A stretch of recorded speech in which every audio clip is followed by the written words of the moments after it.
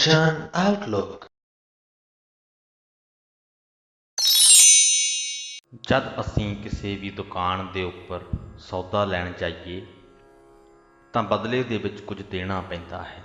ਸਾਡੇ ਪੱਲੇ ਕੁਝ ਹੋਣਾ ਚਾਹੀਦਾ ਹੈ ਤਾਂ ਹੀ ਅਸੀਂ ਸੌਦਾ ਲੈ ਸਕਦੇ ਹਾਂ। ਗੁਰੂ ਦੇ ਦਰ ਤੇ ਵੀ ਜਦ ਅਸੀਂ ਨਾਮਦਾਨ ਲੈਣ ਦੇ ਲਈ ਜਾਂਦੇ ਹਾਂ ਤਾਂ ਸਾਡੇ ਪੱਲੇ ਉਦੋਂ ਵੀ ਕੁਝ ਨਾ ਕੁਝ ਹੋਣਾ ਚਾਹੀਦਾ। ਉਹ ਕਿਹੜੀ ਚੀਜ਼ ਹੈ, ਕੀ ਹੈ ਜੋ ਸਾਡੇ ਪੱਲੇ ਹੋਣਾ ਚਾਹੀਦਾ ਹੈ ਤੇ ਉਹ ਕਿੱਥੋਂ ਮਿਲਦਾ ਹੈ।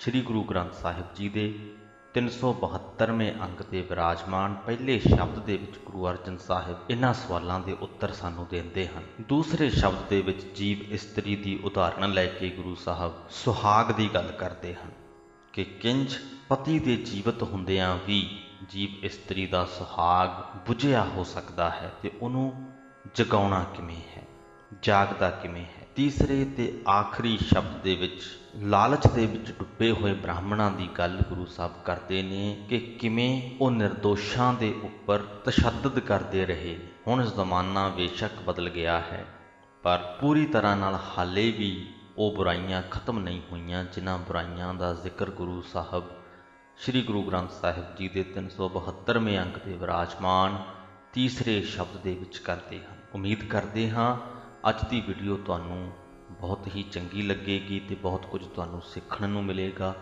ਜੇਕਰ ਕੁਝ ਸਿੱਖਿਆ ਹੋਵੇ ਤੇ ਅੱਗੇ ਜ਼ਰੂਰ ਲੋਕਾਂ ਦੇ ਤੱਕ ਸ਼ੇਅਰ ਕਰ ਦਿਓ। ਹੁਣ ਬਹੁਤਾ ਸਮਾਂ ਨਾ ਲੈਂਦੇ ਹੋਏ ਆਓ ਸ਼ੁਰੂ ਕਰਦੇ ਹਾਂ ਸ਼੍ਰੀ ਗੁਰੂ ਗ੍ਰੰਥ ਸਾਹਿਬ ਜੀ ਦੇ 372ਵੇਂ ਅੰਗ ਦੀ ਬਾਣੀ ਦੀ ਵਿਆਖਿਆ। ਆਸਾ ਮਹਿਲਾ ਪੰਜਵਾਂ। ਪਰਦੇਸ ਝਾਗ ਸੌਦੇ ਕੋ ਆਇਆ, ਵਸਤ ਅਨੂਪ ਸੁਣੀ ਲਾਭਾਇਆ। ਗੁਣ ਰਾਸ ਬਨ ਪੱਲੇ ਆਨੀ, ਦੇਖ ਰਤਨ ਇਹੋ ਮਨ ਲਪਟਾਨੀ। ਇਸ ਤੋਂ ਅੱਗੇ ਰਹਾਉ ਵਾਲੀਆਂ ਪੰਕਤੀਆਂ ਹਨ ਜਿਨ੍ਹਾਂ ਦੇ ਅਰਥ ਆਪਾਂ ਇਸ ਸ਼ਬਦ ਦੇ ਲਈ ਪਹਿਲਾਂ ਕਰਨੇ ਹਨ, ਸੋ ਪਹਿਲਾਂ ਉਹ ਵੀ ਪੜ੍ਹ ਲੈਂਦੇ ਹਾਂ। ਸ਼ਾਹ ਵਪਾਰੀ ਦੁਆਰਾ ਆਏ, ਵਖਰ ਕਾਢੋ ਸੌਦਾ ਕਰਾਏ ਰਹਾਉ। ਹੇ ਸ਼ਾਹ, ਹੇ ਸਤਿਗੁਰੂ, ਤੇਰੇ ਦਰ ਤੇ ਜੀਵ ਵਪਾਰੀ ਆਏ ਹਨ। ਸ਼ਾਹ ਵਪਾਰੀ ਦੁਆਰਾ ਆਏ, ਤੇਰੇ ਦੁਆਰੇ ਆਏ ਹਨ ਜੀਵ ਵਪਾਰੀ ਨਾਮ ਦਾ ਵਣਜ ਕਰਨ ਵਾਸਤੇ। ਤੂੰ ਆਪਣੇ ਖਜ਼ਾਨੇ ਵਿੱਚੋਂ ਨਾਮ ਦਾ ਸੌਦਾ ਕੱਢ ਕੇ ਇਹਨਾਂ ਨੂੰ ਸੌਦਾ ਕਰਨ ਦੀ ਜਾਂਚ ਸਿਖਾ। ਵਖਰ ਕਾਢੋ ਸੌਦਾ ਕਰਾਈ। ਪਰਦੇਸ ਝਾਗ ਸੌਦੇ ਕੋ ਆਇਆ। ਹੇ ਸ਼ਾਹ, 84 ਲੱਖ ਜੂਨਾਂ ਵਾਲਾ ਓਪਰਾ ਦੇਸ਼ ਬੜੀਆਂ ਔਖਿਆਈਆਂ ਦੇ ਨਾਲ ਲੰਘ ਕੇ ਮੈਂ ਤੇਰੇ ਦਰ ਤੇ ਨਾਮ ਦਾ ਸੌਦਾ ਕਰਨ ਦੇ ਲਈ ਆਇਆ। ਸੋ ਪ੍ਰਭੂ ਦੇ ਦਰ ਤੱਕ ਪਹੁੰਚਣਾ ਸੌਖਾ ਨਹੀਂ ਪਿਆ। ਬਹੁਤ ਸਾਰੀਆਂ ਔਕੜਾਂ ਮੁਸ਼ਕਲਾਂ ਨੂੰ ਪਾਰ ਕਰਕੇ ਇਨਸਾਨ ਉਸ ਹਾਲਤ ਦੇ ਵਿੱਚ ਪਹੁੰਚਦਾ ਹੈ ਜਦੋਂ ਉਹ ਆਪਣੇ ਆਪ ਨੂੰ ਪ੍ਰਭੂ ਦੇ ਦਰ ਤੇ ਪਹੁੰਚਿਆ ਮਹਿਸੂਸ ਕਰਦਾ, ਜਦੋਂ ਉਹਨੇ ਆਪਣੀ ਹਉਮੈ ਨੂੰ ਖਤਮ ਕਰ ਲਿਆ ਹੁੰਦਾ ਹੈ। ਕੁਝ ਉਸ ਪ੍ਰਕਾਰ ਦੀ ਸਥਿਤੀ ਤੇ ਪਹੁੰਚ ਕੇ, ਉਸ ਹਾਲਤ ਦੇ ਵਿੱਚ ਪਹੁੰਚ ਕੇ ਗੁਰੂ ਅਰਜਨ ਸਾਹਿਬ ਕਹਿੰਦੇ ਨੇ ਕਿ ਪਰਦੇਸ ਝਾਗ ਸੌਦੇ ਕੋ ਆਇਆ, ਵਸਤ ਅਨੂਪ ਸੁਣੀ ਲਾਭਾਇਆ। ਮੈਂ ਓਪਰਾ ਦੇਸ਼ ਬੜੀਆਂ ਔਖਾਈਆਂ ਨਾਲ ਲੰਘ ਕੇ ਤੇਰੇ ਦਰ ਤੇ ਆਇਆ ਹਾਂ। ਤੇਰੇ ਨਾਮ ਦਾ ਸੌਦਾ ਕਰਨ ਦੇ ਵਾਸਤੇ ਮੈਂ ਸੁਣਿਆ ਹੈ ਕਿ ਨਾਮ ਵਸਤ ਬੜੀ ਸੁੰਦਰ ਹੈ ਤੇ ਲਾਭ ਦੇਣ ਵਾਲੀ ਹੈ। ਗੁਣ ਰਾਸ ਬਨ ਪੱਲੇ ਆਨੀ। ਇਹਦੇ ਵਿੱਚ ਸਾਡੇ ਇੱਕ ਸਵਾਲ ਦਾ ਉੱਤਰ ਹੈ। ਗੁਰੂ ਦੇ ਦਰ ਤੇ ਵੀ ਜਾਈਏ ਤਾਂ ਗੁਣਾਂ ਦਾ ਸਰਮਾਇਆ ਪੱਲੇ ਬੰਨ੍ਹ ਕੇ ਲੈ ਕੇ ਜਾਈਏ। ਗੁਰੂ ਦੇ ਸਾਹਮਣੇ ਆਪਣੇ ਗੁਣ ਰੱਖ ਕੇ ਉਹਨਾਂ ਗੁਣਾਂ ਦੇ ਬਦਲੇ ਪ੍ਰਮਾਤਮਾ ਦਾ ਨਾਮ ਅਸੀਂ ਲੈ ਸਕਦੇ ਹਾਂ। ਦੇਖ ਰਤਨ ਇਹੋ ਮਨ ਲਪਟਾਨੀ। ਪ੍ਰਭੂ ਦਾ ਨਾਮ ਰਤਨ ਵੇਖ ਕੇ ਮੇਰਾ ਇਹ ਮਨ ਇਸ ਨੂੰ ਖਰੀਦਣ ਵਾਸਤੇ ਰੀਝ ਪਿਆ ਹੈ। ਤੇ ਗੁਰੂ ਜੀ ਕਹਿੰਦੇ ਕਿ ਮੈਂ ਆਪਣੇ ਗੁਣਾਂ ਦਾ ਸਰਮਾਇਆ ਪੱਲੇ ਬੰਨ੍ਹ ਕੇ ਲਿਆਇਆ ਹਾਂ। ਹੁਣ ਸਵਾਲ ਪੈਦਾ ਹੁੰਦਾ ਹੈ ਕਿ ਜਿਸ ਇਨਸਾਨ ਦੇ ਵਿੱਚ ਕੋਈ ਗੁਣ ਹਨ, ਹਾਲਾਂਕਿ ਹਰ ਇਨਸਾਨ ਦੇ ਵਿੱਚ ਕੋਈ ਨਾ ਕੋਈ ਗੁਣ ਜ਼ਰੂਰ ਹੁੰਦੇ ਨੇ, ਪਰ ਇੱਥੇ ਅਸੀਂ ਇੱਕ ਬਹੁਤ ਹੀ ਗੁਣਕਾਰੀ ਇਨਸਾਨ ਦੀ ਗੱਲ ਕਰ ਰਹੇ ਹਾਂ ਕਿ ਜੋ ਬਹੁਤ ਗੁਣਕਾਰੀ ਹੈ ਉਹ ਤੇ ਆਪਣੇ ਜੀਵਨ ਦੇ ਵਿੱਚ ਖੁਸ਼ ਹੈ। ਬੇਸ਼ੱਕ ਉਹ ਪਰਮਾਤਮਾ ਨੂੰ ਮੰਨਦਾ ਹੈ ਭਾਵੇਂ ਨਹੀਂ ਮੰਨਦਾ, ਪਰ ਉਹ ਖੁਸ਼ ਹੈ। ਉਹਨੂੰ ਗੁਰੂ ਦੇ ਦਰ ਤੇ ਜਾਣ ਦੀ ਲੋੜ ਕੀ ਪਈ। ਹਾਂ, ਜਿਹੜਾ ਔਗਣਾਂ ਦੇ ਨਾਲ ਭਰਿਆ ਹੋਇਆ, ਜੋ ਆਪਣੇ ਜੀਵਨ ਦੇ ਵਿੱਚ ਖੁਸ਼ ਨਹੀਂ ਹੈ, ਜਿਹਦੇ ਜੀਵਨ ਦੇ ਵਿੱਚ ਅਨੇਕਾਂ ਹੀ ਮੁਸ਼ਕਲਾਂ ਨੇ, ਅੜਚਨਾਂ ਨੇ, ਤੇ ਬਹੁਤ ਸਾਰੀਆਂ ਮੁਸ਼ਕਲਾਂ ਤੇ ਅੜਚਨਾਂ ਦਾ ਕਾਰਨ ਇਹ ਹੈ ਕਿ ਉਹਨਾਂ ਦੇ ਨਾਲ ਲੜਨ ਵਾਸਤੇ ਉਹਦੇ ਕੋਲ ਗੁਣ ਨਹੀਂ ਹਨ। ਤਾਂ ਅਜਿਹੇ ਇਨਸਾਨ ਨੂੰ ਤੇ ਗੁਰੂ ਦੇ ਦਰ ਤੇ ਜਾਣ ਦੀ ਵੱਧ ਲੋੜ ਹੈ। ਪਰ ਗੁਣ ਉਹਦੇ ਕੋਲ ਹੈ ਨਹੀਂ ਤਾਂ ਫਿਰ ਉਹ ਨਾਲ ਲੈ ਕੇ ਕੀ ਜਾਵੇ। ਗੁਣ ਰਾਸ ਬੰਨ ਪੱਲੇ ਆਨੀ, ਦੇਖ ਰਤਨ ਇਹੋ ਮਨ ਲਪਟਾਨੀ। ਪ੍ਰਮਾਤਮਾ ਦਾ ਨਾਮ ਲੈਣਾ ਤਾਂ ਗੁਣ ਦੇਣੇ ਪੈਣੇ ਆ ਜਾਂ ਦਿਖਾਉਣੇ ਪੈਣੇ ਆ। ਜਿਹਦੇ ਕੋਲ ਗੁਣ ਹੈ ਹੀ ਨਹੀਂ ਉਹ ਕੀ ਦੇਵੇ। ਇਸ ਸਵਾਲ ਦਾ ਉੱਤਰ ਸਾਨੂੰ ਅਗਲੇ ਸ਼ਬਦ ਦੇ ਵਿੱਚ ਮਿਲੇਗਾ। ਸ਼ਾਹ ਪਠਾਇਆ ਸ਼ਾਹੈ ਪਾਸ, ਅਮੋਲ ਰਤਨ ਅਮੋਲਾ ਰਾਸ। ਇਹ ਭਾਈ ਪਰਮਾਤਮਾ ਸ਼ਾਹ ਨੇ ਮੈਨੂੰ ਗੁਰੂ ਸ਼ਾਹ ਦੇ ਪਾਸ ਭੇਜਿਆ। ਦੋਨਾਂ ਨੂੰ ਦੇਖੋ, ਗੁਰੂ ਨੂੰ ਵੀ ਪਰਮਾਤਮਾ ਨੂੰ ਵੀ, ਦੋਹਾਂ ਨੂੰ ਹੀ ਸ਼ਾਹ ਸ਼ਬਦ ਦੇ ਨਾਲ ਸੰਬੋਧਨ ਕੀਤਾ ਗਿਆ ਹੈ। ਪਰਮਾਤਮਾ ਸ਼ਾਹ ਨੇ ਮੈਨੂੰ ਗੁਰੂ ਦੇ ਪਾਸ ਭੇਜਿਆ। ਗੁਰੂ ਦੇ ਦਰ ਤੋਂ ਮੈਨੂੰ ਉਹ ਰਤਨ ਮਿਲ ਪਿਆ, ਉਹ ਸਰਮਾਇਆ ਮਿਲ ਪਿਆ ਦੁਨੀਆ ਦੇ ਵਿੱਚ ਜਿਸ ਦੇ ਬਰਾਬਰ ਦਾ ਕੋਈ ਪਦਾਰਥ ਹੈ ਹੀ ਨਹੀਂ। ਵਿਸ਼ਟ ਸੁਭਾਈ ਪਾਇਆ ਮੀਤ, ਸੌਦਾ ਮਿਲਿਆ ਨਿਹਚਲ ਚੀਤ। ਵਿਸ਼ਟਾ ਸ਼ਬਦ ਅਸੀਂ ਕਾਫੀ ਵਾਰ ਪੜ੍ਹਿਆ ਹੈ, ਜਿਹਦਾ ਅਰਥ ਹੁੰਦਾ ਹੈ ਕੰਧ, ਪਰ ਇੱਥੇ ਸ਼ਬਦ ਹੈ ਵਿਸ਼ਟ, ਅੰਤ ਦੇ ਵਿੱਚ ਕੰਨਾ ਨਹੀਂ ਹੈ। ਵਿਸ਼ਟ ਦਾ ਅਰਥ ਹੈ ਵਕੀਲ ਜਾਂ ਵਿਚੋਲਾ। ਪਰਮਾਤਮਾ ਦੀ ਮਿਹਰ ਨਾਲ ਗੁਰੂ ਸਾਹਿਬ ਕਹਿੰਦੇ ਕਿ ਮੈਨੂੰ ਪਿਆਰ ਭਰੇ ਹਿਰਦੇ ਵਾਲਾ ਵਿਚੋਲਾ ਮਿੱਤਰ ਮਿਲ ਪਿਆ ਹੈ, ਜਾਣੀ ਗੁਰੂ ਮਿਲ ਪਿਆ ਹੈ। ਉਸ ਪਾਸੋਂ ਪਰਮਾਤਮਾ ਦੇ ਨਾਮ ਦਾ ਸੌਦਾ ਲੱਭਾ ਹੈ ਤੇ ਮੇਰਾ ਮਨ ਦੁਨੀਆ ਦੇ ਪਦਾਰਥਾਂ ਵੱਲੋਂ ਡੋਲਣੋਂ ਹਟ ਗਿਆ ਹੈ। ਸੌਦਾ ਮਿਲਿਆ ਨਿਹਚਲ ਚੀਤ, ਮੇਰਾ ਚਿੱਤ ਨਿਹਚਲ ਹੋ ਗਿਆ। ਭਉ ਨਹੀਂ ਤਸਕਰ ਪਾਉਣ ਨਾ ਪਾਣੀ, ਸਹਿਜ ਵਿਹਾਜੀ ਸਹਿਜ ਲੈ ਜਾਣੀ। ਸਾਡੇ ਕੋਲ ਜੋ ਕੁਝ ਵੀ ਹੈ, ਜਿਹੜੀਆਂ ਵੀ ਚੀਜ਼ਾਂ ਵਸਤਾਂ ਦੇ ਅਸੀਂ ਆਪਣੇ ਆਪ ਨੂੰ ਮਾਲਕ ਸਮਝਦੇ ਹਾਂ, ਉਹਨਾਂ ਨੂੰ ਕੋਈ ਚੋਰ ਚੋਰੀ ਕਰਕੇ ਵੀ ਲਿਜਾ ਸਕਦਾ ਹੈ। ਕੁਝ ਚੀਜ਼ਾਂ ਅਜਿਹੀਆਂ ਵੀ ਹੋ ਸਕਦੀਆਂ ਨੇ ਜੋ ਹਵਾ ਦੇ ਵਿੱਚ, ਝੱਖੜ ਦੇ ਵਿੱਚ ਉੱਡ ਸਕਦੀਆਂ ਨੇ। ਕੁਝ ਅਜਿਹੀਆਂ ਵੀ ਹੋ ਸਕਦੀਆਂ ਨੇ ਜੋ ਪਾਣੀ ਦੇ ਵਿੱਚ ਰੁੜ ਸਕਦੀਆਂ ਨੇ। ਪਰ ਨਾਮ ਪਦਾਰਥ ਇੱਕ ਅਜਿਹਾ ਸੌਦਾ ਹੈ ਜਿਹਨੂੰ ਨਾ ਤੇ ਚੋਰਾਂ ਤੋਂ ਖਤਰਾ ਹੈ, ਨਾ ਹਵਾ ਤੋਂ, ਨਾ ਪਾਣੀ ਤੋਂ।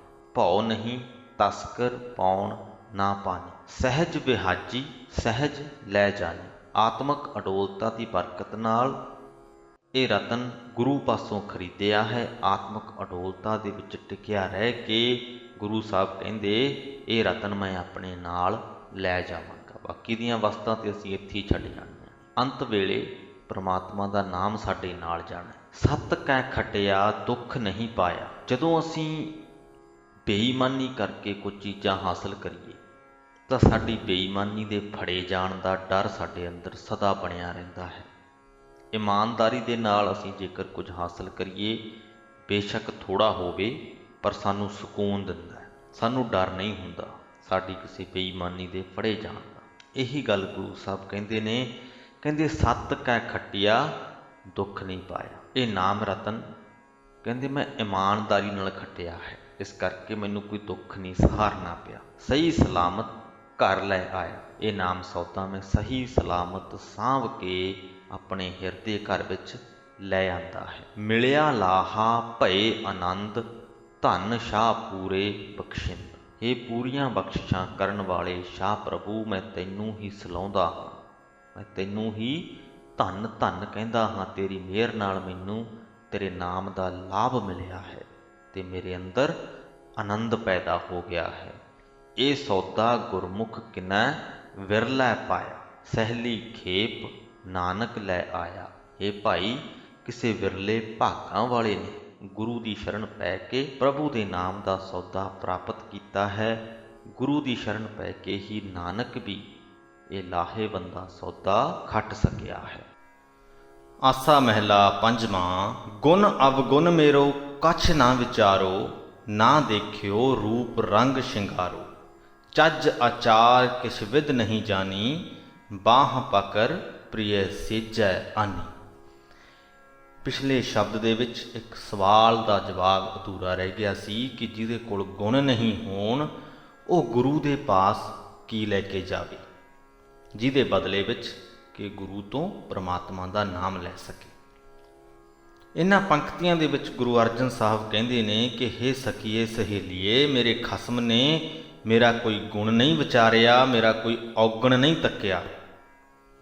ਉਸਨੇ ਮੇਰਾ ਰੂਪ ਨਹੀਂ ਵੇਖਿਆ, ਰੰਗ ਨਹੀਂ ਵੇਖਿਆ, ਸ਼ਿੰਗਾਰ ਨਹੀਂ ਵੇਖਿਆ, मैं कोई सुचज्जी नहीं सां ਜਾਂ ਕੋਈ ਸੁਚੱਜ ਨਹੀਂ ਸਾਂ ਸਿੱਖੀ ਹੋਈ, ਮੈਂ ਉੱਚੇ ਆਚਰਣ ਦਾ ਕੋਈ ਢੰਗ ਨਹੀਂ ਸਾਂ ਜਾਣਦੀ, ਫਿਰ ਵੀ ਉਸ ਪਰਮਾਤਮਾ ਨੇ ਮੇਰੀ ਬਾਂਹ ਫੜ ਕੇ ਮੈਨੂੰ ਆਪਣੀ ਸੇਜ ਉੱਤੇ ਲੈ ਆਂਦਾ। ਸੋ ਜੋ ਔਗਣਾ ਦੇ ਨਾਲ ਭਰਿਆ ਹੋਇਆ ਇਨਸਾਨ ਹੈ, ਉਹਦੀ ਬਾਂਹ ਪਰਮਾਤਮਾ ਆਪ ਫੜਦਾ ਹੈ। ਜਦ ਤੱਕ ਉਹ ਔਗਣੀ ਹੈ, ਜਦ ਪ੍ਰਭੂ ਦੀ ਉਹਦੇ ਤੇ ਮਿਹਰ ਹੋ ਜਾਏ ਤਾਂ ਉਹਦੇ ਕੋਲ ਗੁਣ ਆ ਜਾਂਦੇ ਨੇ। ਪਰਮਾਤਮਾ ਖੁਦ ਉਹਨੂੰ ਗੁਣ ਬਖਸ਼ਦਾ ਹੈ ਤੇ ਉਹਨਾਂ ਗੁਣਾਂ ਨੂੰ ਲੈ ਕੇ ਉਹ ਗੁਰੂ ਦੇ ਪਾਸ ਜਾਂਦਾ ਹੈ। ਗੁਰੂ ਤੋਂ ਪਰਮਾਤਮਾ ਦਾ ਨਾਮ ਲੈਂਦਾ ਹੈ, ਪਰਮਾਤਮਾ ਦੇ ਨਾਲ ਸਾਂਝ ਕਾਇਮ ਕਰਦਾ ਹੈ। ਗੁਰੂ ਕੋਲ ਜਾਣਾ ਤਾਂ ਸਾਡੇ ਕੋਲ ਗੁਣ ਹੋਣੇ ਚਾਹੀਦੇ ਨੇ। ਪਰਮਾਤਮਾ ਨੇ ਜੇ ਸਾਡੇ ਤੇ ਮਿਹਰ ਕਰਨੀ ਆ ਤਾਂ ਉਹਦਾ ਕੋਈ ਵੀ ਮਾਪਦੰਡ ਨਹੀਂ, ਕੋਈ ਕ੍ਰਾਈਟੇਰੀਆ ਨਹੀਂ। ਪਰਮਾਤਮਾ ਦਾ ਜਦੋਂ ਦਿਲ ਕੀਤਾ ਉਹਨੇ ਸਾਡੇ ਤੇ ਮਿਹਰ ਕਰ ਦੇਣੀ ਆ। ਬੇਸ਼ੱਕ ਅਸੀਂ ਔਗਣਾਂ ਦੇ ਨਾਲ ਭਰੇ ਹੋਈਏ, ਬੇਸ਼ੱਕ ਸਾਡੇ ਵਿੱਚ ਥੋੜ੍ਹੇ ਬਹੁਤ ਗੁਣ ਹੋਣ, ਤੇ ਪਰਮਾਤਮਾ ਰੰਗ ਰੂਪ ਜਾਂ ਕਿਸੇ ਵੀ ਆਧਾਰ ਤੇ ਕਿਸੇ ਦੇ ਨਾਲ ਵੀ ਵਿਤਕਰਾ ਨਹੀਂ ਕਰਦਾ। ਇਹਨਾਂ ਪੰਕਤੀਆਂ ਦੇ ਵਿੱਚੋਂ ਇਹ ਗੱਲਾਂ ਸਪਸ਼ਟ ਹੁੰਦੀਆਂ ਨੇ, ਇਹ ਜਵਾਬ, ਇਹ ਉੱਤਰ ਸਾਨੂੰ ਮਿਲਦੇ ਨੇ। ਸੁਨਬੋ ਸਖੀ ਕੰਤ ਹਮਾਰੋ ਕੀਅਲੋ ਖਸਮਾਨਾ, ਕਰ ਮਸਤਕ ਧਾਰ ਰਾਖਿਓ ਕਰ ਆਪਣਾ ਕਿਆ ਜਾਨਾ, ਇਹ ਲੋਕ ਅਜਾਨਾ ਰਹਾਓ। हे ਮੇਰੀ ਸਹੇਲੀਏ ਸੁਣ, ਮੇਰੇ ਖਸਮ ਪ੍ਰਭੂ ਨੇ ਮੇਰੀ ਸੰਭਾਲ ਕੀਤੀ ਹੈ। ਮੇਰੇ ਮੱਥੇ ਉੱਤੇ ਆਪਣਾ ਹੱਥ ਰੱਖ ਕੇ ਉਸਨੇ ਮੈਨੂੰ ਆਪਣੀ ਜਾਣ ਕੇ ਮੇਰੀ ਰੱਖਿਆ ਕੀਤੀ ਹੈ।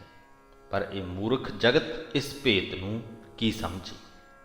ਦੁਨਿਆਵੀ ਜੀਵਨ ਦੇ ਵਿੱਚ ਵੀ ਜੇਕਰ ਅਸੀਂ ਜਿਸ ਪ੍ਰਕਾਰ ਇਸ ਸ਼ਬਦ ਦੇ ਵਿੱਚ ਇੱਕ ਜੀਵ ਇਸਤਰੀ ਦੀ ਉਦਾਹਰਣ ਲਈ ਗਈ ਹੈ, ਜੇ ਦੁਨਿਆਵੀ ਜੀਵਨ ਦੇ ਵਿੱਚ ਅਸੀਂ ਵੇਖ ਲਈਏ, ਸੰਸਾਰਕ ਜੀਵਨ ਦੇ ਵਿੱਚ ਵੇਖ ਲਈਏ, ਇੱਕ ਅਜਿਹੀ ਇਸਤਰੀ ਜੋ ਨਾ ਸੋਹਣੀ ਹੈ, ਨਾ ਸੁਚੱਜੀ ਹੈ, ਨਾ ਹੀ ਉਹਦੇ ਵਿੱਚ ਕੋਈ ਗੁਣ ਹਨ, ਫਿਰ ਵੀ ਕੋਈ ਮਰਦ ਉਹਨੂੰ ਪਸੰਦ ਕਰ ਲਵੇ, ਆਪਣੀ ਪਤਨੀ ਬਣਾ ਲਵੇ, ਤਾਂ ਲੋਕ ਇਹੀ ਸੋਚਦੇ ਨੇ ਕਿ ਇਹਦੇ ਵਿੱਚ ਅਜਿਹਾ ਕੀ ਸੀ ਕਿ ਇਹ ਬੰਦਾ ਤੇ ਮੂਰਖ ਹੈ ਜਿਨੇ ਇਸ ਇਸਤਰੀ ਨੂੰ ਆਪਣੀ ਪਤਨੀ ਬਣਾ ਲਿਆ। ਇਹੀ ਹਾਲ ਉਹਨਾਂ ਜੀਵਾਂ ਦਾ ਹੈ ਜੋ ਪਰਮਾਤਮਾ ਦੀ ਰਮਜ਼ ਨੂੰ ਨਹੀਂ ਪਛਾਣਦੇ। ਜਦੋਂ ਇੱਕ ਗਲਤ ਰਸਤਿਆਂ ਤੇ ਤੁਰਿਆ ਹੋਇਆ ਇਨਸਾਨ, ਔਗਣਾ ਭਰਿਆ ਇਨਸਾਨ ਚੰਗੇ ਪਾਸੇ ਜਾਣ ਲੱਗ ਜਾਂਦਾ, ਉਹਦੇ ਤੇ ਪਰਮਾਤਮਾ ਦੀ ਮਿਹਰ ਹੋ ਜਾਂਦੀ ਹੈ, ਤਾਂ ਲੋਕ ਜੋ ਮੂਰਖ ਲੋਕ ਹਨ ਉਹ ਇਹੀ ਸੋਚਦੇ ਰਹਿ ਜਾਂਦੇ ਨੇ ਕਿ ਇਹਨੇ ਅਜਿਹਾ ਕੀ ਕਰ ਲਿਆ ਜੋ ਇਹ ਚੰਗੇ ਪਾਸੇ ਜਾਣ ਲੱਗ ਗਿਆ, ਇਹਦੇ ਤੇ ਪਰਮਾਤਮਾ ਦੀ ਮਿਹਰ ਕਿਵੇਂ ਹੋ ਗਈ, ਅਜਿਹਾ ਇਹਦੇ ਵਿੱਚ ਕੀ ਸੀ। ਜੋ ਮੂਰਖ ਲੋਕ ਹਨ ਉਹ ਪਰਮਾਤਮਾ ਦੀ ਰਜ਼ਾ, ਪਰਮਾਤਮਾ ਦੀ ਮਿਹਰ, ਪਰਮਾਤਮਾ ਦੀ ਲੀਲਾ ਨੂੰ ਨਹੀਂ ਸਮਝਦੇ। ਸੁਹਾਗ ਹਮਾਰੋ ਅਬ ਹੁਣ ਸੋਹਿਓ, ਕੰਤ ਮਿਲਿਓ ਮੇਰੋ ਸਭ ਦੁੱਖ ਜੋਹਿਓ। ਸੰਸਾਰਕ ਜੀਵਨ ਦੀ ਆਪਾਂ ਗੱਲ ਕਰਦੇ ਪਏ ਹਾਂ। ਸੰਸਾਰਕ ਜੀਵਨ ਦੇ ਵਿੱਚ ਜੇ ਕੋਈ ਇਸਤਰੀ ਦਾ ਪਤੀ ਜੀਵਤ ਹੈ ਤਾਂ ਉਹ ਸੁਹਾਗਣ ਮੰਨੀ ਜਾਂਦੀ ਹੈ। ਸੁਹਾਗਣ ਤੇ ਹੈ, ਪਰ ਜੇਕਰ ਉਹਦਾ ਪਤੀ ਉਹਨੂੰ ਪ੍ਰੇਮ ਨਹੀਂ ਕਰਦਾ, ਉਹਦੀ ਇੱਜ਼ਤ ਨਹੀਂ ਕਰਦਾ, ਉਹਦੇ ਤੇ ਕਿਸੇ ਪ੍ਰਕਾਰ ਅਤਿਆਚਾਰ ਕਰਦਾ, ਉਹਦੀਆਂ ਲੋੜਾਂ ਵੱਲ ਧਿਆਨ ਨਹੀਂ ਦਿੰਦਾ, ਤਾਂ ਉਹ ਸੁਹਾਗਣ ਹੁੰਦਿਆਂ ਹੋਇਆਂ ਵੀ ਸੁਹਾਗਣ ਨਹੀਂ ਹੈ। ਕਹਿ ਸਕਦੇ ਹਾਂ ਕਿ ਉਹਦਾ ਸੁਹਾਗ ਜਾਗਿਆ ਹੋਇਆ ਨਹੀਂ। ਇੱਕ ਜੀਵ ਦੇ ਲਈ ਇਹ ਗੱਲ ਲਾਗੂ ਹੁੰਦੀ ਹੈ ਕਿ ਉਹ ਦੇਖੋ ਪਰਮਾਤਮਾ ਸਭਨਾਂ ਦੇ ਵਿੱਚ ਵਸਦਾ ਹੈ, ਤਾਂ ਇੱਕ ਤਰੀਕੇ ਨਾਲ ਕਹਿ ਸਕਦੇ ਹਾਂ ਕਿ ਸੁਹਾਗਣ ਤਾਂ ਅਸੀਂ ਸਾਰੇ ਹੀ ਹਾਂ, ਪਰ ਪਰਮਾਤਮਾ ਦੀ ਮਿਹਰ ਕਿਸੇ ਕਿਸੇ ਤੇ ਹੁੰਦੀ ਹੈ। ਅਸਲੀ ਸੁਹਾਗ ਉਹਨਾਂ ਦਾ ਜਾਗਦਾ ਹੈ। ਪਹਿਲੀਆਂ ਪੰਕਤੀਆਂ ਦੇ ਵਿੱਚ ਜਦ ਗੁਰੂ ਜੀ ਗੱਲ ਕਰਦੇ ਨੇ ਕਿ ਬਾਹ ਪਕੜ ਪ੍ਰਿਯ ਸੇਜੈ ਆਨੀ, ਕਿ ਉਸ ਪ੍ਰਭੂ ਨੇ ਬਾਂਹ ਪਕੜ ਕੇ, ਬਾਂਹ ਫੜ ਕੇ ਮੈਨੂੰ ਆਪਣੀ ਸੇਜ ਉੱਤੇ ਲੈ ਜਾਂਦਾ, ਮੇਰੇ ਤੇ ਮਿਹਰ ਕਰ ਦਿੱਤੀ। ਉੱਥੋਂ ਹੀ ਇਹ ਗੱਲ ਅੱਗੇ ਚੱਲਦੀ ਹੈ ਕਿ ਸੁਹਾਗ ਹਮਾਰੋ ਅਬ ਹੁਣ ਸੋਹਿਓ, ਕਿ ਮੇਰਾ ਸੁਹਾਗ ਅਸਲ ਦੇ ਵਿੱਚ ਹੁਣ ਸੋਹਣਾ ਹੋਇਆ, ਮੇਰੇ ਮੱਥੇ ਦਾ ਸਿਤਾਰਾ ਹੁਣ ਚਮਕਿਆ, ਮੇਰਾ ਪ੍ਰਭੂ ਪਤੀ ਮੈਨੂੰ ਮਿਲ ਪਿਆ। ਕੰਤ ਮਿਲਿਓ ਮੇਰੋ ਸਭ ਦੁੱਖ ਜੋਹਿਓ, ਤੇ ਉਹਨੇ ਗਹੁ ਨਾਲ ਮੇਰੇ ਸਾਰੇ ਰੋਗ, ਮੇਰੇ ਸਾਰੇ ਦੁੱਖ ਤੱਕ ਲਏ। ਆਂਗਣ ਮੇਰਾ ਸ਼ੋਭਾ ਚੰਦ, ਨਿਸ ਬਾਸੁਰ ਪ੍ਰਿਯ ਸੰਗ ਆਨੰਦ। ਮੇਰੇ ਹਿਰਦੇ ਦੇ ਵਿਹੜੇ ਵਿੱਚ ਸ਼ੋਭਾ ਦਾ ਚੰਦ ਚੜ੍ਹ ਪਿਆ ਹੈ, ਮੈਂ ਰਾਤ ਦਿਨ ਪਿਆਰੇ ਪ੍ਰਭੂ ਪਤੀ ਨਾਲ ਆਨੰਦ ਮਾਣ ਰਹੀ ਹਾਂ। ਬਸਤਰ ਹਮਾਰੇ ਰੰਗ ਚਲੂਲ, ਸਗਲ ਆਭਰਨ ਸ਼ੋਭਾ ਕੰਠ ਫੂਲ। ਪ੍ਰਿਯ ਪੇਖੀ ਦ੍ਰਿਸ਼ਟ ਪਾਏ ਸਗਲ ਨਿਧਾਨ, ਦੁਸ਼ਟ ਦੂਤ ਕੀ ਚੂਕੀ ਕਾਨ। ਹੇ ਸਹੇਲੀਏ, ਪਿਆਰੇ ਪ੍ਰਭੂ ਪਤੀ ਨੇ ਮੈਨੂੰ ਪਿਆਰ ਦੀ ਨਿਗਾਹ ਨਾਲ ਤੱਕਿਆ ਹੈ। ਪ੍ਰਿਯ ਵੇਖੀ ਦ੍ਰਿਸ਼ਟ ਪਾਏ ਸਗਲ ਨਿਧਾਨ, ਇਸ ਕਰਕੇ ਮੈਂ ਸਾਰੇ ਹੀ ਖਜ਼ਾਨੇ ਪ੍ਰਾਪਤ ਕਰ ਲਏ ਹਨ। ਮੇਰੇ ਸਾਲੂ ਆਦਿਕ ਕੱਪੜੇ ਗੂੜੇ ਰੰਗ ਵਿੱਚ ਰੰਗੇ ਗਏ ਹਨ। ਬਸਤਰ ਹਮਾਰੇ ਰੰਗ ਚਲੂ, ਸਗਲ ਆਭਰਨ ਸ਼ੋਭਾ ਕੰਠ ਫੂਲ। ਸਾਰੇ ਗਹਿਣੇ ਮੇਰੇ ਸਰੀਰ ਉੱਤੇ ਫੱਬ ਰਹੇ ਹਨ। ਫੁੱਲਾਂ ਦੇ ਹਾਰ ਮੇਰੇ ਗਲ ਵਿੱਚ ਸ਼ੋਭਾ ਦੇ ਰਹੇ ਹਨ। ਦੁਸ਼ਟ ਦੂਤ ਕੀ ਚੂਕੀ ਕਾਨ, ਹੁਣ ਹੇ ਸਹੇਲੀਏ ਕਾਮ ਆਦਿਕ ਭੈੜੇ ਵੈਰੀਆਂ ਦੀ ਧੌਂਸ ਮੇਰੇ ਉੱਤੋਂ ਮੁੱਕ ਗਈ ਹੈ। ਸਦ ਖੁਸ਼ੀਆਂ ਸਦਾ ਰੰਗ ਮਾਣੇ, ਨੌ ਨਿਧ ਨਾਮ ਗ੍ਰਹਿ ਮੈਂ ਤ੍ਰਿਪਤਾਨੇ। ਕਉ ਨਾਨਕ ਜੋ ਪਿਰੈ ਸ਼ਿੰਗਾਰੀ, ਥਿਰ ਸੁਹਾਗਣ ਸੰਗ ਪਤਾਰੀ। ਹੇ ਸਹੇਲੀਏ ਜਗਤ ਦੇ ਸਾਰੇ 9 ਖਜ਼ਾਨਿਆਂ ਵਰਗਾ ਪ੍ਰਮਾਤਮਾ ਦਾ ਨਾਮ ਮੇਰੇ ਹਿਰਦੇ ਘਰ ਵਿੱਚ ਆ ਵਸਿਆ ਹੈ। ਮੇਰੀ ਸਾਰੀ ਤ੍ਰਿਸ਼ਨਾ ਮੁੱਕ ਗਈ ਹੈ। ਮੈਨੂੰ ਹੁਣ ਸਦਾ ਖੁਸ਼ੀਆਂ ਹੀ ਖੁਸ਼ੀਆਂ ਹਨ। ਮੈਂ ਹੁਣ ਸਦਾ ਆਤਮਕ ਆਨੰਦ ਮਾਣ ਰਹੀ ਹਾਂ। ਹੇ ਨਾਨਕ ਆਖ, ਜਦੋਂ ਕਿਸੇ ਜੀਵ ਇਸਤਰੀ ਨੂੰ ਪ੍ਰਭੂ ਪਤੀ ਨੇ ਸੁੰਦਰ ਜੀਵਨ ਵਾਲੀ ਬਣਾ ਦਿੱਤਾ, ਉਹ ਪ੍ਰਭੂ ਪਤੀ ਦੇ ਚਰਨਾਂ ਵਿੱਚ ਜੁੜ ਕੇ ਚੰਗੇ ਭਾਗਾਂ ਵਾਲੀ ਬਣ ਗਈ, ਸਦਾ ਦੇ ਲਈ ਅਡੋਲ ਚਿੱਤ ਹੋ ਗਈ। ਆਸਾ ਮਹਿਲਾ ਪੰਜਵਾਂ। ਦਾਨ ਦੇਈ ਕਰ ਪੂਜਾ ਕਰਨਾ, ਲੈਤ ਦੇਤ ਉਨ ਮੁਕਰ ਪਰਨਾ। ਜਿਤ ਦਰ ਤੁਮ ਹੈ ਬ੍ਰਾਹਮਣ ਜਾਣਾ, ਤਿਤ ਦਰ ਤੂੰ ਹੀ ਹੈ ਪਛਤਾਣਾ। ਗੁਰੂ ਜੀ ਕਹਿੰਦੇ ਭਾਈ ਵੇਖੋ ਅਜਿਹੇ ਬ੍ਰਾਹਮਣਾਂ ਦਾ ਹਾਲ। ਜਜਮਾਨ ਤਾਂ ਉਹਨਾਂ ਨੂੰ ਦਾਨ ਦੇ ਕੇ ਉਹਨਾਂ ਦੀ ਪੂਜਾ ਮਾਨਤਾ ਕਰਦੇ ਹਨ, ਉਹਨਾਂ ਦੇ ਪਾਸੋਂ ਪੂਜਾ ਕਰਵਾਉਂਦੇ ਹਨ, ਪਰ ਉਹ ਬ੍ਰਾਹਮਣ ਲੈਂਦੇ ਦਿੰਦੇ ਵੀ, ਯਾਨੀ ਸਭ ਕੁਝ ਹਾਸਲ ਕਰਦੇ ਹੋਏ ਵੀ ਸਦਾ ਮੁੱਕਰੇ ਰਹਿੰਦੇ ਹਨ। ਆਪਣੇ ਜਜਮਾਨਾਂ ਦਾ ਧੰਨਵਾਦ ਤੱਕ ਨਹੀਂ ਕਰਦੇ, ਸਗੋਂ ਦਾਨ ਲੈ ਕੇ ਵੀ ਇਹੀ ਜ਼ਾਹਰ ਕਰਦੇ ਨੇ ਕਿ ਅਸੀਂ ਜਜਮਾਨਾਂ ਦਾ ਪਰਲੋਕ ਸਵਾਰ ਰਹੇ ਹਾਂ, ਆਪਣੀ ਹਉਮੈ ਨੂੰ ਉੱਪਰ ਰੱਖਦੇ ਨੇ। ਪਰ ਹੇ ਬ੍ਰਾਹਮਣ, ਗੁਰੂ ਜੀ ਕਹਿੰਦੇ ਚੇਤਾ ਰੱਖ, ਜਿਸ ਪ੍ਰਭੂ ਦਰ ਤੇ ਆਖਰ ਤੂੰ ਪਹੁੰਚਣਾ ਹੈ, ਉਸ ਦਰ ਤੇ ਤੂੰ ਹੀ ਪਛਤਾਉਣਾ ਹੈ ਆਪਣੀਆਂ ਇਹਨਾਂ ਕਰਤੂਤਾਂ ਦੇ ਕਾਰਨ। ਐਸੇ ਬ੍ਰਾਹਮਣ ਡੂਬੇ ਭਾਈ, ਨਿਰਾ ਅਪਰਾਧ ਚਿਤਵੈ ਬੁਰਿਆਈ ਰਹਾਉ। ਹੇ ਭਾਈ, ਇਹੋ ਜਿਹੇ ਬ੍ਰਾਹਮਣਾਂ ਨੂੰ ਮਾਇਆ ਦੇ ਮੋਹ ਵਿੱਚ ਡੁੱਬੇ ਹੋਏ ਜਾਣੋ, ਜਿਹੜੇ ਨਿਰਦੋਸ਼ ਬੰਦਿਆਂ ਨੂੰ ਵੀ ਨੁਕਸਾਨ ਅਪੜਾਉਣ ਦੀਆਂ ਸੋਚਾਂ ਸੋਚਦੇ ਰਹਿੰਦੇ ਹਨ। ਹੁਣ ਨਿਰਦੋਸ਼ਾਂ ਨੂੰ ਨੁਕਸਾਨ ਪਹੁੰਚਾਉਣ ਦੀਆਂ ਸੋਚਾਂ। ਜੇ ਕਿਸੇ ਦੀ ਜਾਤ ਨੀਵੀਂ ਹੈ, ਜੋ ਉੱਚੀਆਂ ਨੀਵੀਆਂ ਜਾਤਾਂ ਦਾ ਸਿਲਸਿਲਾ ਸਾਡੇ ਸਮਾਜ ਨੇ ਬਣਾਇਆ ਹੋਇਆ ਹੈ, ਉਹਦੇ ਅਨੁਸਾਰ ਜੇ ਕਿਸੇ ਦੀ ਜਾਤ ਨੀਵੀਂ ਹੈ, ਉਹਦੇ 'ਚ ਉਹਦਾ ਕੋਈ ਕਸੂਰ ਨਹੀਂ, ਉਹ ਕਿਸੇ ਪੱਖੋਂ ਛੋਟਾ ਨਹੀਂ ਰਹਿ ਜਾਂਦਾ। ਪ੍ਰਮਾਤਮਾ ਦੀ ਨਜ਼ਰ ਦੇ ਵਿੱਚ ਤੇ ਸਾਰੇ ਹੀ ਬਰਾਬਰ ਨੇ। ਜੇ ਪੰਡਤ ਲੋਕ ਜਾਂ ਕੋਈ ਵੀ ਜੋ ਜਾਤ ਦੇ ਆਧਾਰ ਤੇ ਕਿਸੇ ਦੇ ਨਾਲ ਵਿਤਕਰਾ ਕਰਦਾ, ਜੇ ਉਹ ਇਹ ਸੋਚਦੇ ਨੇ ਕਿ ਇਹ ਨੀਵੀਂ ਜਾਤ ਦੇ ਵਿੱਚ ਪੈਦਾ ਹੋਇਆ ਹੈ ਤੇ ਇਹ ਇਹਦਾ ਕਸੂਰ ਹੈ, ਤੇ ਉਸ ਕਸੂਰ ਦੇ ਆਧਾਰ ਤੇ ਉਹਦੇ ਨਾਲ ਵਿਤਕਰੇ ਕਰਦੇ ਨੇ, ਉਹਨੂੰ ਧਾਰਮਿਕ ਸਥਾਨਾਂ ਤੇ ਵੜਨ ਨਹੀਂ ਦਿੰਦੇ, ਉਹਨਾਂ ਤੇ ਵੱਖ-ਵੱਖ ਪ੍ਰਕਾਰ ਦੀਆਂ ਪਾਬੰਦੀਆਂ ਲਗਾਉਂਦੇ ਨੇ, ਉਹਨਾਂ ਨੂੰ ਆਪਣੇ ਨਾਲ ਆਪਣੇ ਕੋਲ ਬੈਠਣ ਨਹੀਂ ਦਿੰਦੇ। ਅਜੇ ਵੀ ਸਮੇਂ ਸਨ ਕਿ ਜੇਕਰ ਕਿਸੇ ਨੀਵੀਂ ਜਾਤ ਦੇ ਇਨਸਾਨ ਦੀ ਪਰਛਾਈ ਵੀ ਉੱਚੀ ਜਾਤ ਵਾਲਿਆਂ ਤੇ ਪੈ ਜਾਂਦੀ ਸੀ ਤਾਂ ਉਹਨੂੰ ਵੀ ਅਪਸ਼ਗਨ ਮੰਨਦੇ ਸੀ। ਹੁਣ ਕਸੂਰ ਤੇ ਉਹਨਾਂ ਦਾ ਕੋਈ ਨਹੀਂ, ਪਰ ਸਜ਼ਾ ਉਹਨਾਂ ਨੂੰ ਦਿੱਤੀ ਜਾ ਰਹੀ ਹੈ। ਤਾਂ ਨਿਰਾ ਅਪਰਾਧ ਚਿਤਵੈ ਬੁਰਿਆਈ, ਉਹਨਾਂ ਦਾ ਅਪਰਾਧ ਕੋਈ ਨਹੀਂ, ਪਰ ਜੋ ਉਹਨਾਂ ਦੇ ਨਾਲ ਵਿਤਕਰਾ ਕਰ ਰਹੇ ਨੇ ਉਹਨਾਂ ਦੀ ਬੁਰਿਆਈ ਚਿਤਵ ਰਹੇ ਨੇ। ਐਸੇ ਬ੍ਰਾਹਮਣ ਡੁੱਬੇ ਭਾਈ, ਤੇ ਕਹਿੰਦੇ ਅਜਿਹੇ ਜੋ ਬ੍ਰਾਹਮਣ ਨੇ ਉਹ ਮਾਇਆ ਦੇ ਮੋਹ ਵਿੱਚ ਡੁੱਬੇ ਹੋਏ ਜਾਣ। ਅੰਤਰ ਲੋਭ ਫਿਰੈ ਹਲਕਾਏ, ਨਿੰਦਾ ਕਰੈ ਸਿਰ ਭਾਰ ਉਠਾਏ। ਮਾਇਆ ਮੂਠਾ ਚੇਤੈ ਨਾਹੀ, ਭਰਮੇ ਭੂਲਾ ਬਹੁਤੀ ਰਾਹੀ। ਭਾਈ ਉਂਝ ਤਾਂ ਇਹ ਬ੍ਰਾਹਮਣ ਆਪਣੇ ਆਪ ਨੂੰ ਵੇਦ ਆਦਿਕ ਧਾਰਮਿਕ ਪੁਸਤਕਾਂ ਦੇ ਗਿਆਤਾ ਜ਼ਾਹਰ ਕਰਦੇ ਹਨ, ਪਰ ਇਹਨਾਂ ਦੇ ਮਨ ਵਿੱਚ ਲੋਭ ਠਾਠਾਂ ਮਾਰ ਰਿਹਾ ਹੈ। ਲੋਭ ਨਾਲ ਇਹ ਹਲਕੇ ਫਿਰਦੇ ਹਨ। ਇਹਨਾਂ ਨੂੰ ਹੁੰਦਾ ਹੈ ਕਿ ਸਾਡੀਆਂ ਸੇਵਾਵਾਂ ਕੋਈ ਲੈ ਲਵੇ ਤੇ ਅਸੀਂ ਅਗਲੇ ਨੂੰ ਲੁੱਟ ਲਈਏ। ਸੇਵਾ ਕੀ? ਦੇਵਤਿਆਂ ਦੀ ਪੂਜਾ ਕਰਾ ਲੈਣੀ, ਪ੍ਰਮਾਤਮਾ ਦੀ ਪੂਜਾ ਕਰਵਾ ਲੈਣੀ। ਕਿਉਂ ਬਈ? ਪ੍ਰਮਾਤਮਾ ਦੀ ਨਜ਼ਰ ਦੇ ਵਿੱਚ ਤੇ ਸਭ ਬਰਾਬਰ ਨੇ। ਸੋ ਜੇ ਪੰਡਤ ਲੋਕ ਪੂਜਾ ਕਰ ਸਕਦੇ ਨੇ ਤੇ ਅਸੀਂ ਖੁਦ ਵੀ ਕਰ ਸਕਦੇ ਹਾਂ। ਅਰਦਾਸ ਬੇਨਤੀ ਕਰਨੀ ਹੈ ਪ੍ਰਭੂ ਦੇ ਅੱਗੇ, ਉਹਦਾ ਸ਼ੁਕਰਗੁਜ਼ਾਰ ਹੋਣਾ ਹੈ। ਅਸੀਂ ਖੁਦ ਹੋ ਸਕਦੇ ਹਾਂ, ਕਿਸੇ ਦੇ ਰਾਹੀਂ ਕਿਉਂ ਹੋਈਏ। ਬੇਸ਼ੱਕ ਇਹਨਾਂ ਪੰਕਤੀਆਂ ਦੇ ਵਿੱਚ, ਇਸ ਸ਼ਬਦ ਦੇ ਵਿੱਚ ਸਿਰਫ ਬ੍ਰਾਹਮਣਾਂ ਦੀ ਗੱਲ ਹੋ ਰਹੀ ਹੈ, ਪਰ ਇਹ ਗੱਲ ਕਿਸੇ ਤੋਂ ਵੀ ਲੁਕੀ ਨਹੀਂ ਕਿ ਅੱਜ ਵੀ ਹਰ ਧਰਮ ਦੇ ਲੋਕ ਹੀ ਆਪ ਪ੍ਰਮਾਤਮਾ ਦੇ ਨਾਲ ਸਾਂਝ ਕੱਢਣ ਦੀ ਬਜਾਏ, ਆਪ ਪ੍ਰਮਾਤਮਾ ਦੀ ਪੂਜਾ ਕਰਨ ਦੀ ਬਜਾਏ ਹੋਰਾਂ ਦੇ ਰਾਹੀਂ ਪੂਜਾ ਕਰਵਾਉਂਦੇ ਨੇ, ਪੈਸੇ ਦਿੰਦੇ ਨੇ ਤੇ ਇੰਜ ਕਹਿ ਲਈਏ ਕਿ ਆਪਣਾ ਜੋ ਕੰਮ ਹੈ ਉਹ ਦੂਜੇ ਨੂੰ ਸੌਂਪ ਦਿੰਦੇ। ਪ੍ਰਮਾਤਮਾ ਦੀ ਪੂਜਾ ਨੂੰ ਵੀ ਦੁਨਿਆਵੀ ਧੰਦਾ ਹੀ ਬਣਾ ਲਿਆ ਹੈ ਕਿ ਪੈਸੇ ਦਿਓ, ਪੂਜਾ ਕਰਵਾਓ, ਕੰਮ ਕਰਵਾਓ। ਇਹ ਦੁਨਿਆਵੀ ਧੰਦਾ ਨਹੀਂ। ਪ੍ਰਮਾਤਮਾ ਦੇ ਨਾਲ ਹਰ ਜੀਵ ਦਾ ਆਪਣਾ ਇੱਕ ਨਿੱਜੀ ਰਿਸ਼ਤਾ ਹੈ। ਜੇਕਰ ਜੀਵ ਉਸ ਨਿੱਜੀ ਰਿਸ਼ਤੇ ਨੂੰ ਨਿੱਜੀ ਸਮਝ ਕੇ ਆਪ ਪ੍ਰਮਾਤਮਾ ਦੇ ਨਾਲ ਆਪਣੀ ਸਾਂਝ ਕੱਢਣੀ ਚਾਹੇ, ਉਹੀ ਸਭ ਤੋਂ ਉੱਤਮ ਗੱਲ ਹੈ।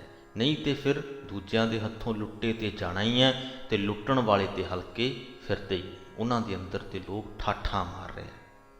ਅੰਤਰ ਲੋਭ ਫਿਰੈ ਹਲਕਾਏ, ਨਿੰਦਾ ਕਰੇ ਸਿਰ ਭਾਰ ਉਠਾਈ। ਆਪਣੇ ਆਪ ਨੂੰ ਵਿਦਵਾਨ ਜ਼ਾਹਰ ਕਰਦੇ ਹੋਏ ਦੂਜਿਆਂ ਦੀ ਨਿੰਦਾ ਕਰਦੇ ਫਿਰਦੇ ਨੇ, ਦੂਜਿਆਂ ਨੂੰ ਆਪਣੇ ਤੋਂ ਛੋਟਾ ਆਂਕਦੇ ਫਿਰਦੇ ਨੇ, ਨਿੰਦਾ ਦਾ ਭਾਰ ਆਪਣੇ ਸਿਰ ਤੇ ਚੁੱਕੀ ਫਿਰਦੇ ਨੇ।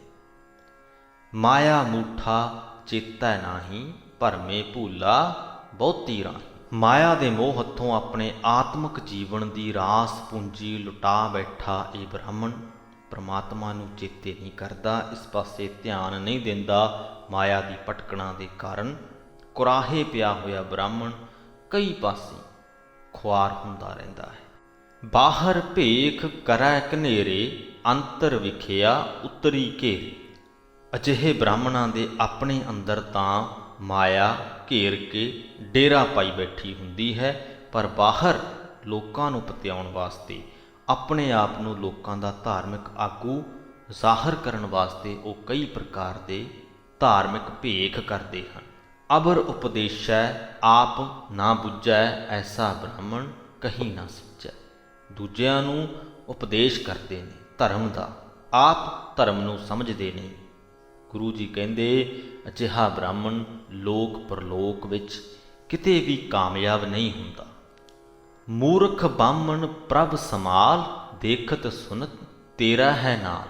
ਕਹੋ ਨਾਨਕ ਜੇ ਹੋਵੀ ਭਾਗ, ਮਾਨ ਛੋੜ ਗੁਰ ਚਰਨੀ ਲਾਗ। ਹੇ ਨਾਨਕ, ਅਜਿਹੇ ਬ੍ਰਾਹਮਣ ਨੂੰ ਆਖ ਕੇ, ਹੇ ਮੂਰਖ ਬ੍ਰਾਹਮਣ, ਪ੍ਰਮਾਤਮਾ ਨੂੰ ਆਪਣੇ ਹਿਰਦੇ ਵਿੱਚ ਯਾਦ ਕਰਿਆ ਕਰ। ਉਹ ਪ੍ਰਮਾਤਮਾ ਤੇਰੇ ਸਾਰੇ ਕੰਮ ਵੇਖਦਾ ਵੀ ਪਿਆ, ਤੇਰੀਆਂ ਸਾਰੀਆਂ ਗੱਲਾਂ ਸੁਣਦਾ ਵੀ ਪਿਆ, ਉਹ ਸਦਾ ਤੇਰੇ ਨਾਲ ਰਹਿੰਦਾ ਹੈ। ਜੇ ਤੇਰੇ ਭਾਗ ਜਾਗਣ ਤਾਂ ਆਪਣੀ ਉੱਚੀ ਜਾਤ ਤੇ ਆਪਣੇ ਵਿਦਵਾਨ ਹੋਣ ਦਾ ਮਾਣ ਛੱਡ ਤੇ ਗੁਰੂ ਦੀ ਸ਼ਰਨ ਪੈ ਜਾ। ਸੋ ਇਸ ਦੇ ਨਾਲ ਹੀ ਸ੍ਰੀ ਗੁਰੂ ਗ੍ਰੰਥ ਸਾਹਿਬ ਜੀ ਦੇ 372ਵੇਂ ਅੰਗ ਦੀ ਬਾਣੀ ਦੀ ਵਿਆਖਿਆ ਦੀ ਸਮਾਪਤੀ ਹੁੰਦੀ ਹੈ ਜੀ। ਅੱਜ ਦੇ ਅੰਗ ਦੀ ਬਾਣੀ ਦੇ ਵਿੱਚ ਅਸੀਂ ਜਾਣਿਆ ਕਿ ਗੁਰੂ ਦੇ ਪਾਸ ਜੇ ਨਾਮ ਦਾ ਸੌਦਾ ਲੈਣ ਜਾਣਾ ਤਾਂ ਗੁਣ ਸਾਨੂੰ ਲੈ ਕੇ ਜਾਣੇ ਪੈਣੇ ਨੇ, ਤੇ ਨਾਲ ਨਾਲ ਇਹ ਵੀ ਜਾਣਿਆ ਕਿ ਉਹ ਗੁਣ ਸਾਨੂੰ ਪ੍ਰਮਾਤਮਾ ਨੇ ਆਪ ਦੇਣੇ ਨੇ, ਜਦ ਸਾਡੇ ਤੇ ਪ੍ਰਮਾਤਮਾ ਦੀ ਕਿਰਪਾ ਹੋਣੀ ਹੈ। ਹਾਂ, ਉਹ ਕਿਰਪਾ ਕਦ ਹੋਣੀ ਹੈ, ਕਿਵੇਂ ਹੋਣੀ ਹੈ, ਇਹ ਪ੍ਰਮਾਤਮਾ ਹੀ ਜਾਣਦਾ ਹੈ। ਇਹ ਭੇਤ ਨੂੰ ਅਸੀਂ ਸਮਝ ਨਹੀਂ ਸਕਦੇ। ਤੀਸਰਾ ਸ਼ਬਦ ਜਿਹਦੇ ਵਿੱਚ ਕਿ ਬ੍ਰਾਹਮਣਾਂ ਤੇ ਕਟਾਕਸ਼ ਕੀਤਾ ਗਿਆ ਹੈ, ਖਾਸ ਕਰਕੇ ਜੋ ਉਹਨਾਂ ਦੀ ਪੈਸੇ ਇਕੱਠੇ ਕਰਨ ਦੀ, ਮਾਇਆ ਇਕੱਠੀ ਕਰਨ ਦੀ ਵਿਰਤੀ ਹੈ, ਉਹਦੇ ਤੇ ਕਟਾਕਸ਼ ਗੁਰੂ ਸਾਹਿਬ ਨੇ ਕੀਤਾ ਹੈ। ਤੇ ਇਹ ਗੱਲ ਚੇਤੇ ਰੱਖਣੀ ਬਹੁਤ ਜ਼ਰੂਰੀ ਹੈ ਕਿ ਬੇਸ਼ੱਕ ਉਸ ਸ਼ਬਦ ਦੇ ਵਿੱਚ ਸਿਰਫ ਬ੍ਰਾਹਮਣਾਂ ਦੀ ਗੱਲ ਹੋਈ ਹੈ, ਅੱਜ ਅਸੀਂ ਆਪਣੇ ਆਸ-ਪਾਸ ਝਾਤ ਮਾਰ ਕੇ ਵੇਖੀਏ ਤੇ ਲਗਭਗ ਸਾਰੇ ਧਰਮਾਂ ਦੇ ਵਿੱਚ ਹੀ ਉਹ ਰੀਤਾਂ ਪ੍ਰਚਲਿਤ ਹੋ ਚੁੱਕੀਆਂ ਨੇ। ਆਪਣੇ ਆਪ ਨੂੰ ਧਾਰਮਿਕ ਆਗੂ ਸਮਝੀ ਬੈਠੇ ਲੋਕ ਪੈਸਾ ਲੈਂਦੇ ਨੇ, ਲੋਕਾਂ ਦੇ ਪਾਸੋਂ ਪੈਸਾ ਲੁੱਟਦੇ ਨੇ, ਇਹਨਾਂ ਆਧਾਰਾਂ ਤੇ ਕਿ ਤੁਹਾਡੀ ਥਾਂ ਤੇ ਅਸੀਂ ਪ੍ਰਮਾਤਮਾ ਦੀ ਪੂਜਾ ਕਰਦੇ ਹਾਂ, ਤੁਹਾਡੀ ਥਾਂ ਤੇ ਪ੍ਰਮਾਤਮਾ ਦਾ ਸ਼ੁਕਰਾਨਾ ਕਰਦੇ ਹਾਂ, ਪੂਜਾ ਅਸੀਂ ਕਰਾਂਗੇ, ਕੰਮ ਤੁਹਾਡੇ ਸੰਵਾਰੇ ਜਾਣਗੇ। ਸੋ ਸਾਨੂੰ ਦਾਨ ਦਕਸ਼ਨਾ ਦਿਓ, ਸਾਡੀਆਂ ਝੋਲੀਆਂ ਭਰਦੇ ਰਹੋ, ਤੁਹਾਡੀਆਂ ਝੋਲੀਆਂ ਪ੍ਰਮਾਤਮਾ ਭਰੇਗਾ। ਸੋ ਇਹ ਵਿਰਤੀ, ਇਸ ਵਿਰਤੀ ਤੇ ਕਟਾਕਸ਼ ਹੈ। ਕੋਸ਼ਿਸ਼ ਕਰੀਏ ਅਸੀਂ ਇਸ ਵਿਰਤੀ ਦਾ ਹਿੱਸਾ ਨਾ ਬਣੀਏ। ਜ਼ਰੂਰੀ ਨਹੀਂ ਕਿ ਅਸੀਂ ਧਾਰਮਿਕ ਆਗੂ ਹੋਈਏ ਤੇ ਲੋਕਾਂ ਤੋਂ ਪੈਸੇ ਲੁੱਟੀਏ ਤਾਂ ਹੀ ਅਸੀਂ ਇਸ ਵਿਰਤੀ ਦਾ ਹਿੱਸਾ ਹੋ ਸਕਦੇ ਹਾਂ। ਜੇ ਅਸੀਂ ਖੁਦ ਧਾਰਮਿਕ ਲੋਕਾਂ ਨੂੰ, ਧਾਰਮਿਕ ਆਗੂਆਂ ਨੂੰ ਪੈਸੇ ਦੇ ਕੇ, ਪੂਜਾ ਕਰਵਾ ਕੇ, ਪਾਠ ਕਰਵਾ ਕੇ, ਇਸ ਪ੍ਰਕਾਰ ਵੀ ਅਸੀਂ ਇਸ ਵਿਰਤੀ ਦੇ ਧਾਰਨੀ ਹੋ ਸਕਦੇ ਹਾਂ। ਸੋ ਕਿਸੇ ਵੀ ਤਰੀਕੇ ਦੇ ਨਾਲ ਇਸ ਵਿਰਤੀ ਦੇ ਧਾਰਨੀ ਹੋਣ ਤੋਂ ਬਚੀਏ। ਇਹਨਾਂ ਸਿੱਖਿਆਵਾਂ ਨੂੰ ਆਪਣੇ ਜੀਵਨ ਦਾ ਅਸੀਂ ਹਿੱਸਾ ਬਣਾਈਏ। ਇੱਥੇ ਹੀ ਅੱਜ ਦੀ ਵੀਡੀਓ ਦੀ ਸਮਾਪਤੀ ਕਰਦੇ ਹਾਂ ਜੀ। ਵਾਹਿਗੁਰੂ ਜੀ ਕਾ ਖਾਲਸਾ, ਵਾਹਿਗੁਰੂ ਜੀ ਕੀ ਫਤਿਹ।